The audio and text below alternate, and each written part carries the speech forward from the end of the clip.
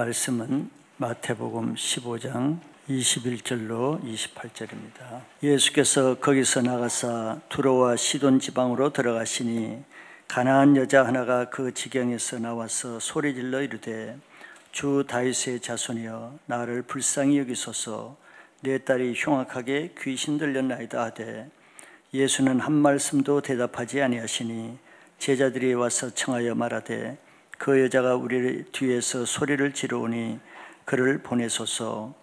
예수께서 대답하여 이르시되 나는 이스라엘 집에 잃어버린 양 외에는 다른 데로 보내심을 받지 아니하였노라 하시니 여자가 와서 예수께 절하며 이르되 주여 저를 도우소서. 대답하여 이르시되 자녀의 떡을 취하여 개들에게 던짐이 마땅하지 아니하니라. 여자가 이르되 주여 올소이다마는 개들도 제 주인의 상에서 떨어지는 부스러기를 먹나이다 하니 이에 예수께서 대답하여 이르시되 여자여 내 믿음이 크도다 내 소원대로 되리라 하시니 그때로부터 그의 딸이 나으니라. 아멘. 예수께서 믿음의 말씀을 보고자 합니다. 오늘은 큰 믿음이라는 제목으로 말씀 나누겠습니다. 우리가 많이 들은 적이 있듯이 어린 상어를 50cm 되는 어항에 넣으면은 그 상어는 그 어항 크기만큼 자란다고 하죠. 참 신기한 일이죠. 왜냐하면 보통 상어는 4, 5m 큰 물고기이기 때문에 그렇습니다. 어항에 넣으면은 그 물고기는 아마 스스로 자기가 더 자라면은 안 된다는 자기 한계를 설정하기 때문에 그렇지 않을까 저는 그렇게 생각이 됩니다. 그러나 그 상어를 똑같은 상어를 넓은 바다에 놓아두면은 금방 몇 미터 크기로 자라나죠. 자기를 제한하지 않으면은 본래 하나님이 그 상어에게 주신 그 영양을 다 나타나서 영양만큼 자란다는 것을 보여주는 것이겠죠. 자, 우리의 믿음도 이와 같다고 할 수 있습니다. 자기 한계를 어느 수준까지 정해놓으면은 그 스스로 자기 자신을 그 한계를 정하고 그 한계에 갇히게 됩니다. 그게 사람의 심리지요. 나는 이것밖에는 할 수 없어. 나는 그런 일은 도저히 할 수 없다. 나는 그렇게까지는 신앙하지는 않겠다. 나름대로 말은 안 해도 생각으로 자기 한계들이 있을 거예요. 그러면은 자기 신앙이 그 한계 스스로 갇히는 겁니다. 보이지는 않지만 보이지 않는 장벽에 자기가 부딪히는 거예요. 이는 하나님의 원래 그 사람에게 주신 모든 은사와 역량을 스스로 제한하는 것이 되지요. 믿음은 바라는 것들의 실상이라고 했습니다. 큰 믿음은 큰 것을 바라보고 작은 믿음은 작은 것을 바라보기 때문이겠죠. 자기가 바라보는 그 한계가 자기 인생의 한계가 된다고 할 수 있습니다. 하나님은 믿음의 입을 크게 여는 사람에게는 그 한계를 넓혀주시죠. 여러분들 어떤 것을 택하시겠어요? 스스로 하나님이 주신 한계를 축소해서 자기의 한계에 갇히는 신앙을 할 수도 있고 지금은 내 모습이 이 정도일지라도 입을 크게 열고 하나님이 내게 주신 한계까지 넓혀가는 그런 쪽을 택할 수 있기를 바랍니다. 교회를 다니지만서도 사람마다 다 그 한계를 가지고 있어요. 경계심을. 나는 주일 예배까지로 만족한다. 주일은 내가 지켜야지. 그런 사람은 주일까지는 지키겠죠. 또 어떤 사람은 그래도 다른 사람과 만나는 셀 예배까지는 내가 하겠다. 그런 사람은 그 한계를 정했으니까 바쁘고 힘들고 몸이 안 좋아도 셀 예배까지는 가려고 하겠죠. 자기가 정하는 기준이기 때문에. 그러나 기준을 또 축소해서 그까지는 되고 내가 금요 예배는 도저히 피곤해서 그 다음날 내가 견디지 못할 것 같다. 한계를 자기가 정할 수도 있겠죠. 그리고 새벽 예배는 아무래도 나의 체질에는 좀 무리할 것 같다. 스스로 정하면은 체질도 거기에 따라서 무리한 체질로 약해질 거예요.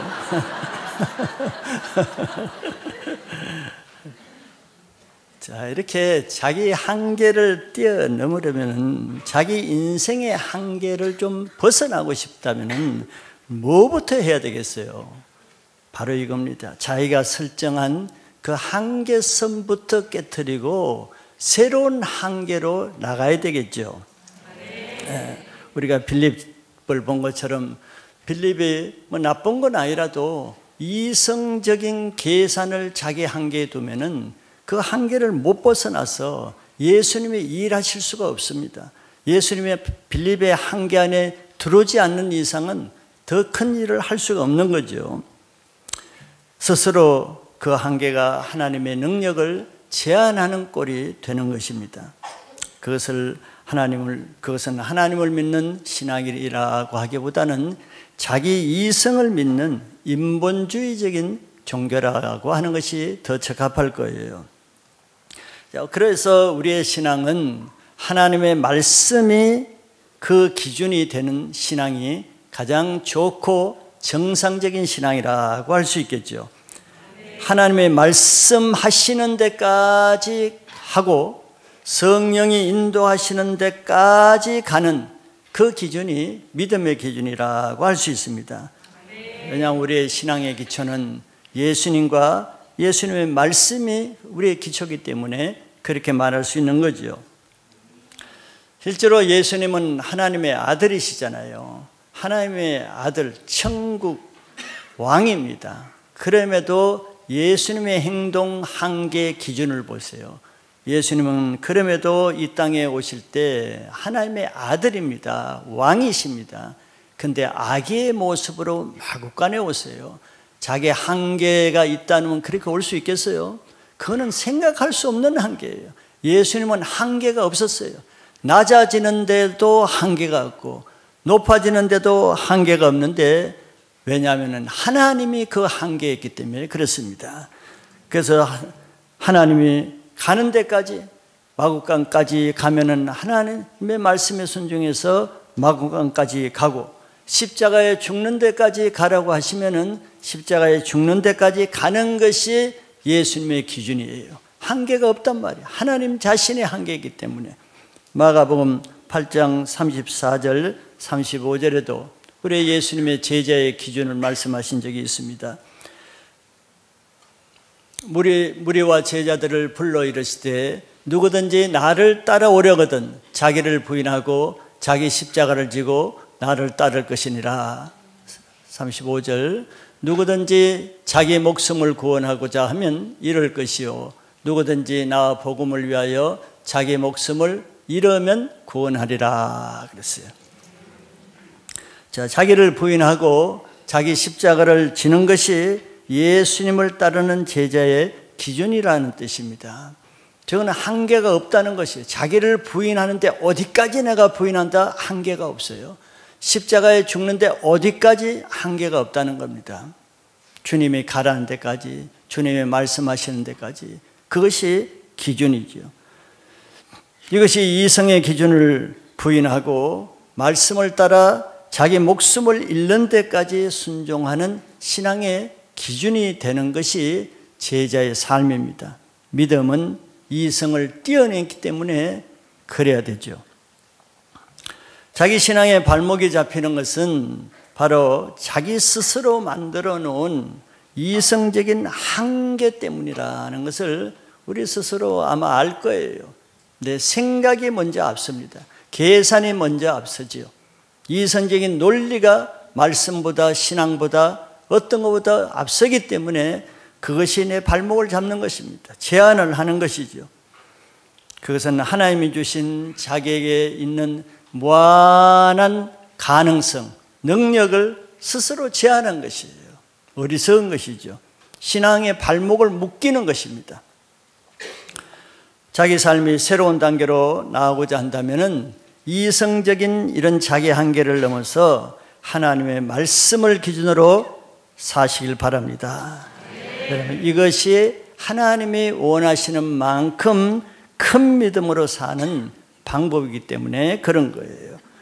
우리는 다른 사람을 통해서 큰 믿음을 배울 수 있다 그랬습니다. 지난번에는 백부장을 통해서 큰 믿음을 우리가 배울 수 있었고, 오늘은 또 이방 한 여인을 통해서도 어떤 것이 큰 믿음인지 그것을 오늘 보고자 할 때, 우리에게도 이왕이면 믿음의 한계를 큰 믿음까지 나가는 그런 기준으로 신앙할 수 있기를 바라겠습니다. 자, 먼저는 본문에 나오는 사건을 보시면은 여인이 나와서 간청하는 것으로 시작됩니다. 예수님께서 여러 곳을 다니시되 이번에는 이방 지역인 두로와 시돈 지방으로 들어가셨다 그랬어요. 이거는 자연스러운 것은 아닙니다. 왜냐하면 유대인들은 이방인들을 개와 같이 여기고 불이방인들이 사는 지역을 불결하게 여기기 때문에 그런 더러운 땅을 밟지도 않아요. 그런데 예수님이 제자들을 데리고 이런 이방 땅에 들어가셨다는 것은 좀 특별한 상황이죠. 특별한 상황이라는 것은 예수님의 특별한 뜻이 있기 때문에 예외적인 행동을 하시는 거죠. 그런데 우리는 요한복음 5장에서 봤듯이 예수님은 임의로 그날 임기응변적으로 정해서 일정을 하는 게 아니잖아요. 새벽 미명에 기도하시다가 하나님이 보여주신 것만 하시고 보여주지 않는 것은 자기 스스로 할 수 없다 그랬습니다. 그러면 이 유대인으로서는 가지 않아야 될 시돈과 두로 땅에 가셨다는 것은 무엇을 의미하겠어요? 그날 예수님이 새벽에 기도하실 때 하나님이 예수님을 시돈과 두로 땅으로 들어가게 하시는 것을 보셨기 때문에 순종해서 가는 것이죠. 이것도 자기 기준, 자기 제한으로는 갈 수 없는 것이에요, 유대인으로서는. 그러나 그 제한이 하나님의 말씀이기 때문에, 하나님의 뜻이기 때문에 이방 땅을 들어가셨다고 보는 것이 타당할 것입니다. 그때 들어갔더니 아니나 다를까 사건이 일어났죠. 바로 이 사건 때문에 예수님을 하나님은 그곳에 보내시는 건데, 한 여인이 예수님께 나온 사건입니다. 그 여인은 나올 때부터 소리를 지르면서 나왔습니다. 특별하지요. 그러면서 주 다윗의 자손이여 나를 불쌍히 여기소서 하면서 큰 소리로 애절을 하면서 예수님을 부르면서 나왔어요. 이렇게 소리를 지르는 자체가 그 마음을 나타내죠. 여러분들 크리오에서 어떤 사람은 잠잠하게 기도도 하고 어떤 사람은 크게 소리를 질러서 또 주위 사람이 좀 시끄럽기도 하죠. 그런데 그 자체를 보면은 그래도 그 사람의 마음이 얼마나 답답하고 원통하고 안타깝고 하나님께 자기 마음을 토하고 싶으면은 그렇게 소리를 지르겠어요. 그러니까 소리 지르는 데서는 그냥 목소리가 커서 그런 것이 아니고 마음의 애통한 상태를 나타내는 거죠. 그러니까 이런 여인이 있다는 것을 하나님이 아시고 예수님을 그곳에 보내시는 거잖아요. 기도하는 사람의 기도 소리만 들어도 그 사람의 상한 심령, 영적 상태를 알 수가 있습니다. 자, 근데 여기서 예수님을 이 여자가 이방인인데 주 다윗의 자손이여 이렇게 불렀다는 것도 좀 특별하잖아요. 유대인들도 예수님을 부를 때는 뭐 서기관이나 바리새인들은 선생이라고 부르고 또 많은 사람들은 선지자라고 부르고 이렇게 부르고 다윗의 자손이라고 하는 것은 매우 드물었습니다.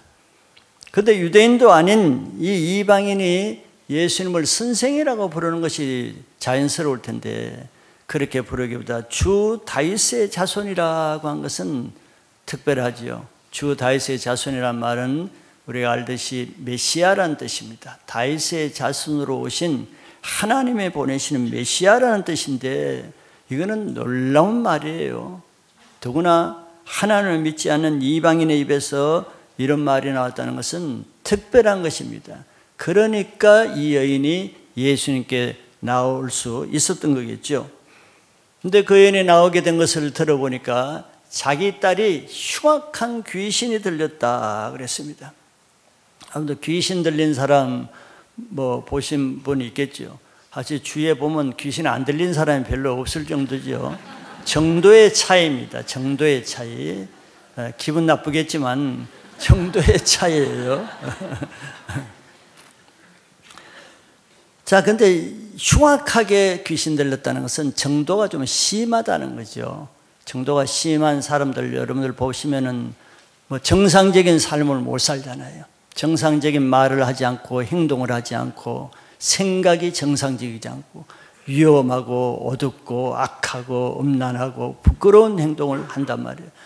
근데 딸이 또 여자애가 자기가 남의 딸도 아니고 자기 딸이 그 어머니의 마음이 무너지겠죠. 그 마음이 얼마나 애통하면은 예수님께 나왔겠어요. 그런데 문제는 이런 귀신 들린 문제는 무슨 병원에 가서 약을 먹고 치료를 하고 그런 피상적으로 조금 정세를 가라앉힐 수는 있지만서도 근본적으로 치유가 안 되잖아요. 귀신이 뭐 약 먹고 귀신이 쫓겨나요? 약이 무서워가지고 페니실린 하면 귀신이 무서워합니까? 귀신은 영적인 존재이기 때문에 물리적인 것과 아무 상관없습니다. 칼을 들어댄다고 귀신이 무서워해요? 불을 지른다고 귀신이 무서워요? 영적인 존재는 아무 상관없어요. 그래서 의학적인 이런 약품이나 의학 치료로는 효과가 없는 이유죠. 그러니까 오직 이거는 그 귀신을 쫓아낸 것 외에는 치료 방법이 없단 말이에요. 그런데 그 이방 땅에는 전부 다 귀신 들린 사람들이 많으니까 누가 그 귀신을 쫓아내겠어요? 예수님이 자기 땅에 왔을 때 기회인 줄 알고 이 여인이 이렇게 찾아 나온 거죠. 우리 주위에도 이런 사람들이 얼마나 많은지 관심을 가지고 보면은 정말 예수님이 필요한 사람, 예수님에 의해서 그 악한 귀신을 쫓아내어야만 정상적인 삶으로 회복될 사람 적지 않아 많은 것입니다. 그런데 많은 사람들이 이런 문제를 가지고 예수님께 나오지 않는 그 자체가 더 큰 문제죠. 그런데 이 여인은 바로 예수님께 나왔다는 자체가 믿음이고 그것이 예수님을 만날 수 있는 이제 기회가 되는 것이죠. 우리 모든 문제가 다 나쁜 것만은 아니고 그 문제가 아니면 예수님께 나올 수 없는 사람에게는 그 문제가 오히려 예수님을 만날 수 있는 축복의 기회가 되는 것이에요. 우리 가운데 또는 자기 가족 가운데 자녀들의 문제 가운데 정말 사람이 해결할 수 없는 문제가 있으면은 그거는 예수님을 만날 수 있는 기회라는 그런 믿음의 눈으로 보시고 주님께 나오시길 바랍니다. 두 번째는 예수님 여기에 대한 예수님의 반응을 우리는 오늘 좀 보고자 하는 거예요. 성경에 특별히 복음서에 우리가 많이 보지만서도 예수님 가는 곳마다 귀신 들린 자, 병든 자, 중풍병자, 나병 환자들이 많잖아요. 그런데 성경을 보면은 그 사람들이 나와서 고쳐달라고 요청하고 기도하는데 거절하신 부분이 한 번도 안 나옵니다. 다 그 자리에서 고쳐져요. 병든 사람, 귀신 들린 사람 쫓아내고 고쳐주고. 그것이 보통 예수님이 하시는 방법이죠. 그런데 이번에는 조금 다른 반응이 나온다는 것입니다. 그걸 우리가 보고자 하는 거예요. 자, 첫째는 어떤 반응을 보이시냐 하면은 무반응. 아예 반응을 하지 않았어요. 대꾸를 하지 않으셨단 말이죠. 자, 이 여인이 이렇게 절박하게 울면서 소리를 지르면서 왔으면은 마음이 얼마나 상하겠어요. 듣는 사람도 애절하고. 보통 때 같으면 예수님이 얼른 고쳐주셨을 텐데 이번 케이스는 전혀 반응을 하지 않았습니다. 말도 하지 않았어요. 본 척도 하지 않았습니다. 그래도 이 여인은 포기하지 않고 계속 예수님을 따라오면서 소리를 지르면서 계속 고쳐달라고 한 거예요. 이 여인도 특별하죠. 아무 반응도 없는데 무시하고 있는데 지금. 그래서 제자들도 이런 예수님의 모습이 좀 의아했겠죠. 보통 때와 다르니까. 보통 때는 다 얼른 금방 고쳐주시고 치유해 주셨는데 이런 적이 없었는데 아마 제자들도 조금 궁금했을 것입니다. 그런데 이 여자가 너무 시끄럽게 하니까 제자들의 관점은 다르게 귀찮으니까 예수님께 나가서 주님, 이 사람 너무 시끄럽게 하니까 방해되니까 빨리 쫓아보내달라고 뭐 이렇게 요청을 했어요. 자, 이런 무반응을 당하면은 뭐 우리들도 마찬가지지만 기분이 안 좋겠죠. 또 섭섭하겠죠. 그게 더 나가서 실망하겠죠. 왜냐하면 이 여자는 예수님에 대한 소문을 듣고 왔잖아요. 소문을 들었기 때문에 다윗의 자손이라는 것도 말했고, 무슨 소문을 들었겠어요? 모든 사람에게 요청하고 기도하면 다 고쳐준다는 소문을 들었겠죠. 그리고 특별히 예수님은 사랑이 너무 많으셔서 불쌍한 사람들을 보면 다 도와주시고 고쳐준다는 이런 좋은 소식을 많이 들었단 말이에요. 예수님에 대한 좋은 이미지, 좋은 생각, 그걸 잔뜩 가지고 기대를 하고 소망을 가지고 왔을 거 아니에요. 나가기만 하면은 내 딸도 바로 고쳐줄 것이라 철떡같이 믿고 나왔을 거 아니에요. 그런 소문을 들었으니까. 차라리 뭐 그런 소문을 안 들었으면은 뭐 그런가 보다, 저분은 그런가 보다 하겠지만 그런 게 아니란 말이죠. 그러니 이 여인에게서는 얼마나 의외고, 의외의 반응이 얼마나 또 충격이고, 기대만큼 얼마나 실망이 더 컸겠어요. 여러분들 같으면은 이때 어떤 자기 반응이 나타나겠어요? 그냥 실망하고 욕하고 돌아설 사람도 많겠죠. 전에 기대를 잔뜩 하고 목사님이 기도하면 응답됩니다 하는 말을 듣고 기도를 열심히 했는데 아무 응답이 없어. 그러면 무슨 생각이 들어요? 속았다는 생각도 들겠고, 기도해봤자 별것 아니라는 것, 다시 내가 기도하나 봐라, 뭐 이런 생각을 하고 기도와 그냥 인연을 끊는 사람도 있겠죠. 뭐 충분히 그럴 수 있는 거예요. 이 여자는 예수님에 대한 큰 기대를 가지고 나왔는데 자기에게는 너무 쌀쌀을 맞고 냉대를 받은 것입니다. 우리도 이런 때가 많이 있죠. 뭐 기도를 해서 바로 응답될 때도 있지만 그런 때보다도 바로 응답하지 않을 때가 더 많지 않아요? 그때 하나님을 불신하고 기도 자체를 신뢰하지 못하고 그런 때가 많이 있는데, 그것은 어떻게 보면은 그거까지가 그 사람의 믿음의 한계라고 할 수 있어요. 자기 믿음의 한계는 내가 기도하면은 바로 들어줘야 된다는 그런 믿음의 기준을 가지고 있으면은 그 한계에 부딪히게 되겠죠.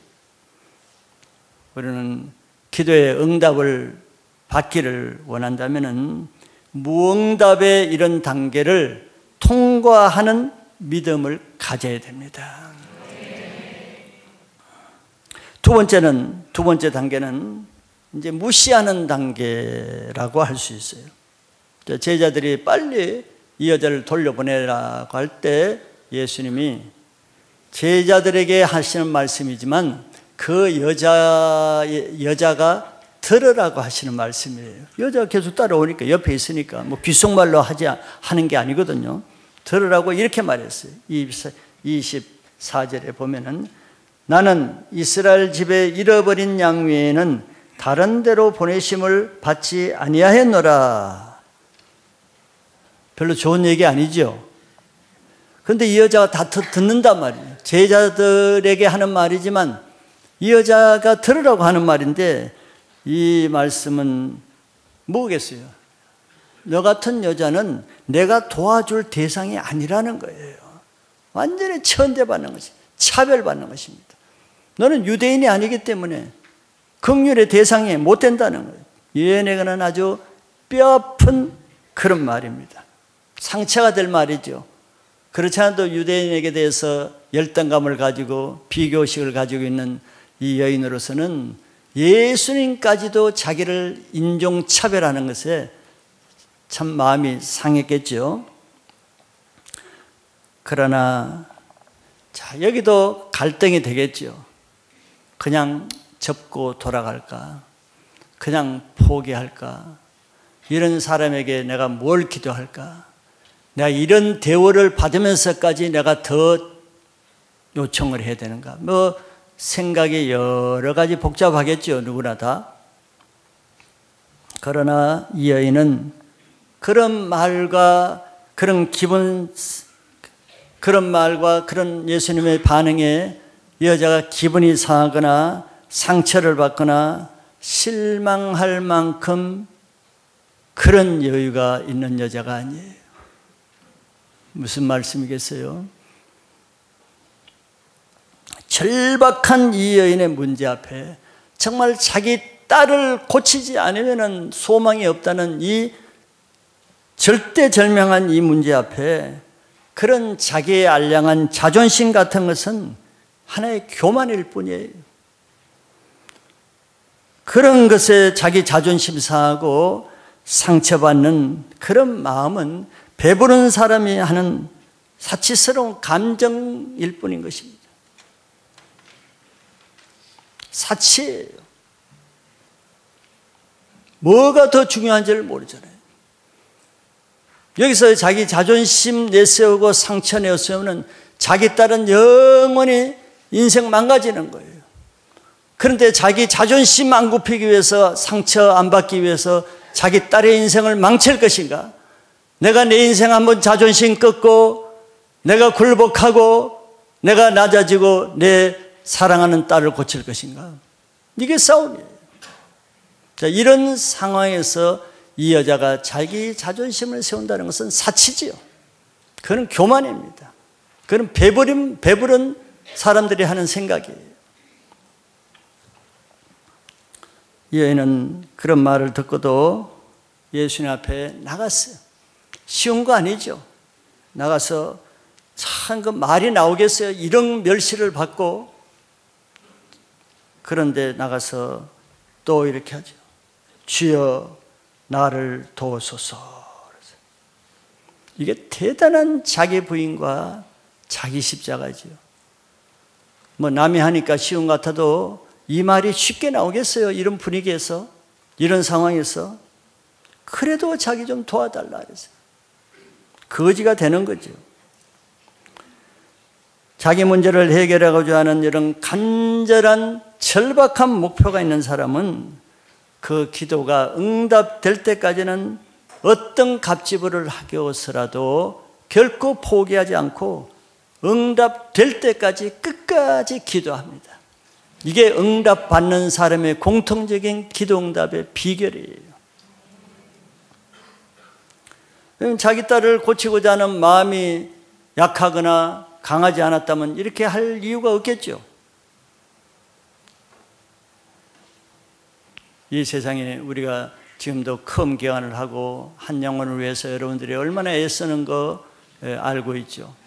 정말 한 영혼을 사랑하는 만큼 우리가 돕게 되잖아요. 영혼에 대한 상한 심령만큼 내가 그 영혼을 위해서 죽어질 수 있잖아요. 그런데 한 영혼을 향한 최고의 사랑이 무엇인가 제가 생각해 볼 때, 물론 뭐 여러분들 목자로서 리더로서 뭐 그런 것도 있겠지만 자기 자녀를 사랑하는 그 어머니의 모성애라고 저는 생각이 들더라고요. 정말 자기 자녀, 자기가 낳은, 자기 배로 낳은 그 자녀에 대한 어머니의 그 사랑, 그 어머니의 상한 영혼, 그것처럼 영혼 사랑이 강한 것이 뭐 별로 없겠죠. 근데 이 어머니가 바로 이 귀신 들린 자기 딸에 대한 그 한 영혼이라는 자기 딸을 향한 마음이 지금 이런 거예요. 자기는 만신창이가 되고 자기는 자존심이 다 죽어가고 자기는 정말 어떤 체면도 다 불구하고 그 영혼 살리기 위해서 자기 부인하고 자기 십자가를 지는 거예요. 한계가 없어요. 자기 딸을 살리고자 하는데 한계가 없습니다. 자존심이라는 한계 사치예요. 신앙의 목표의식이 이렇게 강하면은 믿음의 절대성도 강하게 될 수밖에 없는 것입니다. 절박한 딸의 문제가 이 여인으로 하여금 무시당하는 그 상한 감정의 한계를 넘어서고 한계를 깨트리게 하는 거예요. 자기 한계가 왜 안 깨트려집니까? 자기가 안 깨어지려니까, 자기가 죽지 않으려니까 그 한계에 갇히는 겁니다. 역경지수의 높이만큼 믿음의 지수의 한계를 높여준다는 말이 되는 것이죠.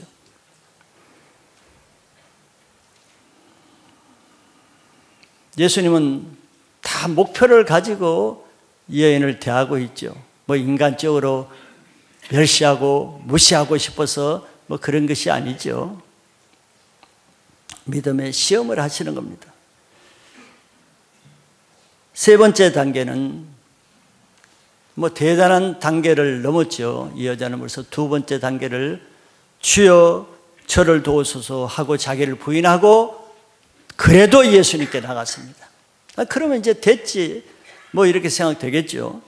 그런데 세 번째 단계가 또 있는데, 자, 이렇게 애절한 자기를 부인하고 자기를 도와달라는 그 여인에게 이제 26절에 예수님은 이렇게 말씀하세요. 대답하여 이르시되 자녀의 떡을 취하여 개들에게 던짐이 마땅하지 아니하니라 그랬습니다. 갈수록 거절의 수위가 더 심했지요. 여기까지인가 했더니 뭐 그거는 비교할 수 없이 이제는 더 심각한 단계로 이제 시험이 왔습니다. 이방인인 자기를 개에 비유한 거죠. 더구나 여자입니다. 자기와 같은 여자를 개와 같이 취급하는 거예요. 이건 보통 수치가 아니죠. 모욕입니다. 멸시입니다. 여러분, 어떤 뭐 육체적인 고통보다도 이런 창피함, 모욕감, 거절감, 수치감, 이것이 어떤 육체적인 고통보다 더 괴롭지 않아요? 물론 뭐 육체적인 고통이 뭐 덜 괴롭다는 건 아니라도 그거보다 정말 자기의 이 자존심이 망가지는 모욕과 수치를 당하는 것은 자기 밑바닥을 다 터치하는 것입니다. 그렇잖아요. 예수님은 이 여인의 자존심의 바닥을 건드리면서 인내의 한계를 지금 직면하게 하는 시험을 하시는 거예요. 정말 인내의 한계죠. 여기까지는 아니라는 한계일 거예요. 이것은 아니다는 한계가 있을 거예요. 이 여인의 바닥에 있는 믿음의 중심을 시험하는 거죠. 그런데 예수님의 이런 모욕적인 말씀에도 불구하고 이 여인은 거기에 대해서 뭐 아주 민감한 알레르기 반응을 한다든가 상처를 받고 소리를 지른다든가 예수님을 욕하고 대적한다든가 분노를 푼다든가 뭐 이런 것이 대부분 반응 아니겠어요? 뭐 이 여인이 예수님께 뭐 잘못한 게 뭐가 있어? 아무 잘못한 것도 없는데 지금 도와달라는 말 한마디 하는데 이런 수치를 당한단 말이에요. 그런데 이 여인은 또 여기에서 어떤 반응을 보였어요? 놀라운 반응을 보이죠. 올소이다 그랬죠. 보통은 거절하지. 내가 왜 개입니까? 왜 취급을 받아야 됩니까? 나를 이렇게 할 수 있습니까? 말 좀 삼가하세요 예수님. 막 이렇게 할 수가 있어요.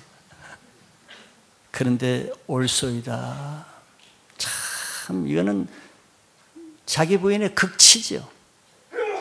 이보다 더한 뭐 극치는 없을 거예요. 예수님의 그 말씀에 자기를 개와 같은 자로 받아들이고 인정한 거예요. 네, 저는 개와 같은 여자예요.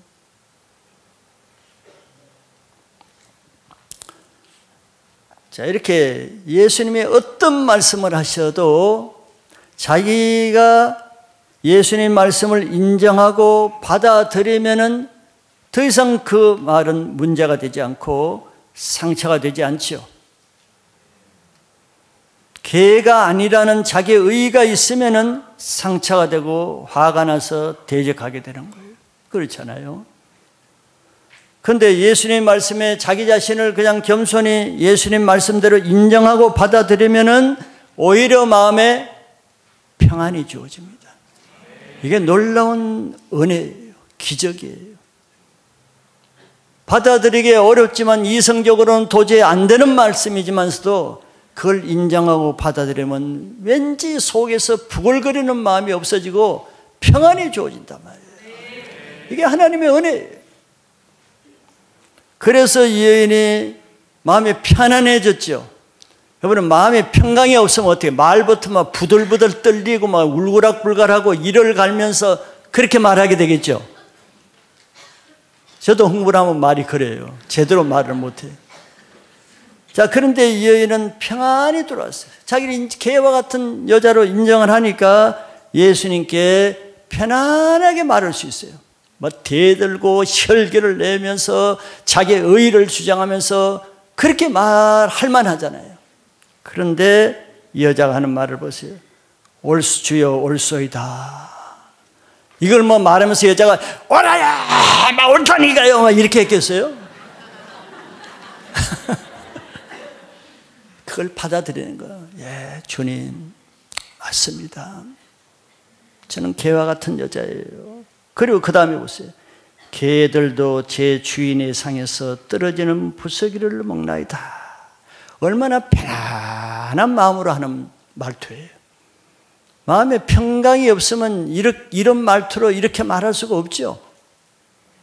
이런 모욕, 이런 자존심이 상하는 이런 상황에서 어떻게 이런 말을 할 수가 있냐. 이런 말투로, 이런 부드러운 말로, 이런 평안한 평안의 마음으로 이렇게 말할 수 있겠어요? 예수님 말씀에 자기를 인정하고 받아들이니까 예수님이 주시는 평안이 있으니까 평안하게 말할 수 있는 거예요. 이것은 주장하는 것이 아니죠. 자격은 없지만 부스러기라도 얻기를 원하는 예수님의 긍휼을 원하는 긍휼. 부스러기를 떨어지는 부스러기를 먹는다. 이게 뭐 정식 대우해달라는 거예요? 그게 아니죠. 불쌍히 여겨달라는 거예요. 거지와 같은 대우라도 저는 거의 좋다는 겁니다. 만족하겠다는 거예요. 자, 자신이 개와 같이 낮아지면은 어떤 일, 어떤 말에도 자존심이 상하거나 상처가 되지 않습니다. 그렇죠. 반대로 왜 자존심이 상하고 왜 말마다 상처가 됐어요? 자기를 인정하지 않으니까. 내가 받을 자격이 없는 자라는 겸손한 마음을 가지면은 예수님이 어떻게 하시든지 무슨 문제가 되겠어요? 문제 안 됩니다. 뭐가 상처가 될 게 있겠어요? 자격이 없는 자인데. 반대로 자신이 대우받을 자격이 있다고 생각할 때, 그러면 예수님께 당당한 권리를 주장하겠죠. 안 주기만 해봐라. 안 주면 가만히 있지 않겠다. 뭐 이렇게 돼요. 그러니까 안 주게 되면 어떻게 됐어요? 난리가 나는 거죠. 우리가 예수님께 나갈 때는 개와 같이 죄만 짓는, 개보다도 어쩌면 더 못한, 날마다 죄만 짓는 불쌍한 자라는 것을 인정하는 것이 정상입니다. 그래야 오직 주님의 긍휼을 바라는 겸손한 자세로 나아가게 되고 주장하지 않게 되는 거예요. 내 안에 자격이 있고 주장하는 마음이 있으면은 예수님이 하시는 모든 것이 걸림이 됩니다. 모든 말씀이 상처가 되죠. 내가 뭔데, 내가 누군데, 그런 마음 자체가 예수님께 걸리는 거예요. 그래서 주님은 우리가 기도할 때 그것이 완전히 바닥을 칠 때까지, 개와 같이 상한 마음으로 낮아질 때까지 우리를 테스트, 시험하시는 거예요. 여인을 지금 그렇게 하시죠. 이렇게 개와 같이 낮아지는 마음을 가지면은 잃을 것이 없잖아요. 더 이상 상처받을 것도 없잖아요. 더 이상 화날 일도 없지요. 아무것도 걸릴 것이 없습니다. 이런 마음이 되어야 예수님의 모든 가정 테스트를 통과할 수 있겠죠. 아직도 걸리는 거, 자기라는 거 조금이라도 남아있으면 어떤 코스에든지 걸리게 되어 있습니다. 그런 사람은 첫 코스에 벌써 걸릴 거예요. 반응이 없으면 벌써 걸리겠죠. 기도 응답은 하나님이 안 해주시는 것이 아니라 우리의 준비가 안 되기 때문에 기도 응답이 더디게 된다고 말할 수가 있는 것이죠. 그럼 마지막 네 번째는 응답에 대해서 보겠습니다. 이런 여인의 모습을 다 예수님이 보셨어요. 사실 어떻게 보면 훈련 받는 사람도 힘들지만 훈련시키는 사람이 더 힘들 수도 있어요. 이렇게 무시했다, 이 여자가 상처받고 돌아가면 어떻게 하지? 그런 믿음이 없는 사람은 훈련 못 시키겠죠. 딴 사람들 싫은 소리, 나쁜 소리, 힘든 말, 그런 거 못하는 사람은 절대 훈련을 못 시킵니다. 예수님 보세요. 담대하죠. 우리 같으면 마음이 졸여서 양심에 걸려서 조마조마해서 이런 말 잘 못할 거예요. 그런데 이 여인은 이런 예수님의 모든 말을 다 받아들이고 감당할 때 예수님이 그 모습을 보시고 마지막 한 말씀 하시죠. 28절에 여자여 내 믿음이 크도다 그랬습니다. 백부장에게는 이만한 믿음을 보지 못했다 그러고 이 여인에게는 큰 믿음이라고 했어요. 그리고 이어서 그 여자에게 내 소원대로 되리라 그랬어요. 내 소원대로 되리라. 예수님이 그 딸을 데려오라고도 하지 않고 그 딸 집에 들어가서 안수한 것도 아니에요. 딸은 아직 저 멀리 자기 집에 있겠지만서도 딸을 보지도 않고 말씀만 보냈죠. 내 소원대로 되리라 했더니 그 시로 딸이 낳았다 그랬어요. 이 여인은 예수님이 하시는 모든 단계의 시험을 다 통과한 다음에 예수님이 응답을 해 주신 거죠. 예수님이 어떤 말씀을 하든 어떤 행동을 하든 어떤 반응을 하든 그 모든 것을 받아들이고 인정하고 믿는 예수님에 대한 절대적인 신뢰를 가졌기 때문에 이 여인은 그 시험을 통과할 수가 있었습니다. 그래서 그 여인을 믿음이 크다고 한 거예요. 예수님에 대한 절대적인 신뢰가 없었다면 아마 아무 반응하지 않을 때 아마 초반에 돌아갔을 거예요. 아니면 두 번째 무시받고 개와 같은 취급을 하면은 그냥 자존심 상해서 팩하고 상처받고 돌아갔을 거예요. 그런 사람이 더 많지 않겠어요? 예인과 같이 끝까지 가기보다는 중간 1단계, 2단계, 3단계까지 간 사람은 별로 없겠죠. 큰 믿음은 예수님에 대한 큰 신뢰에서 주어집니다. 예수님에 대한 절대적인 신뢰가 예수님이 하시는 그 어떤 것도 받아들이는 절대적인 믿음을 갖게 한 것이죠. 결국 믿음의 크기는 예수님을 신뢰하는 크기입니다.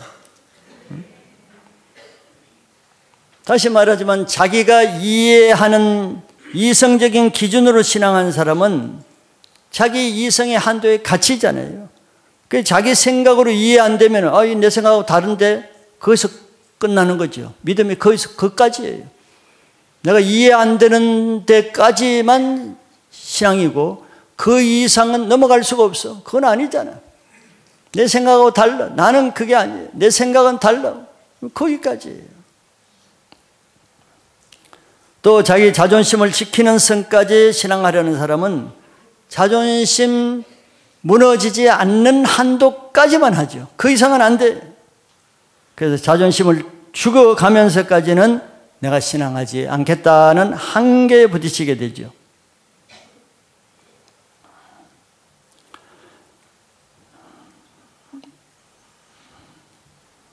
믿음이 적으면은 어떤 일에도 걸림이 많게 되고 한계에 많이 부딪히죠.